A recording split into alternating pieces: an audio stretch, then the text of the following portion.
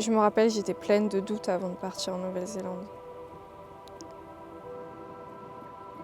Pourtant, c'était quelque chose qui était dans ma tête depuis un moment, je ne l'ai pas fait sur un coup de tête, quoi. Et puis il y avait aussi ce truc un peu de ok, là tu pars à l'autre bout du monde et tu pars toute seule et tu sais pas quand tu rentres et tu vas être dans la difficulté de trouver du travail et peut-être dans une solitude. Et il y avait tous ces questionnements qui étaient dans ma tête. Et c'est drôle parce que je me rappelle avoir eu une conversation avec ma famille en disant j'ai peur de trouver mes limites en Nouvelle-Zélande. Les limites à ce que je suis capable de faire, les limites de ta liberté. Exactement.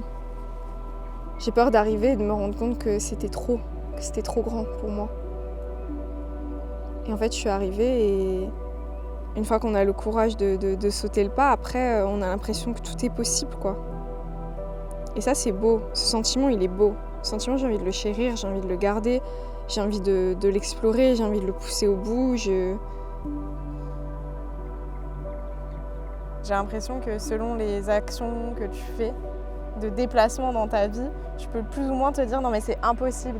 Tout comme il y a des personnes qui, pour elles, c'est impossible de bouger d'une ville ou d'un village. Et en fait, tu dois apprendre à sortir de ce cercle-là pour rentrer dans un plus grand et ensuite dans un plus grand et ensuite dans un plus grand.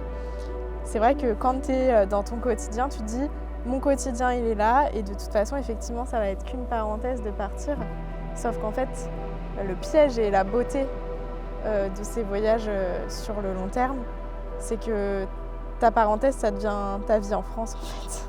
Tout s'inverse alors qu'avant de partir tu te disais mais quelle folie je fais d'abandonner tout derrière moi.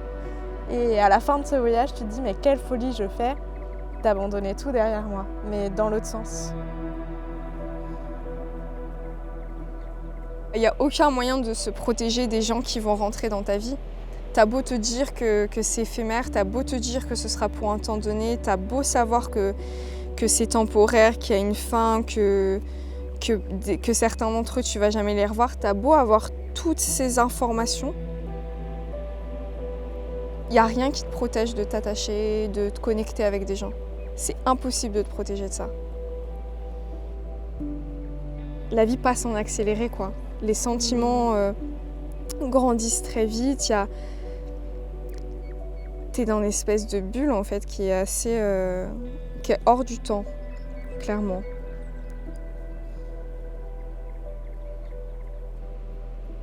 C'est bien d'être accompagné dans ces au revoir. Je pense qu'on n'y pense pas en fait. Tout le long où on vit la chose, on ne pense pas aux au revoir. Et moi, jusqu'au dernier moment, j'étais dans le déni. C'est un moment qui est très dur. Quand tu quittes un endroit dans lequel tu as vécu une partie de ta vie, tu as conscience que tu dis au revoir à une parenthèse qui n'en est pas vraiment une, parce que c'est une parenthèse qui change tout en fait. C'est une parenthèse qui change ton état d'esprit, c'est une parenthèse qui change ta personne. Et voilà, et de fermer cette page avec toi, c'était important. C'était important et je pense maintenant avec du recul que c'était indispensable. Vu comment là je me sens pour mon dernier jour devant cette nature qui est époustouflante.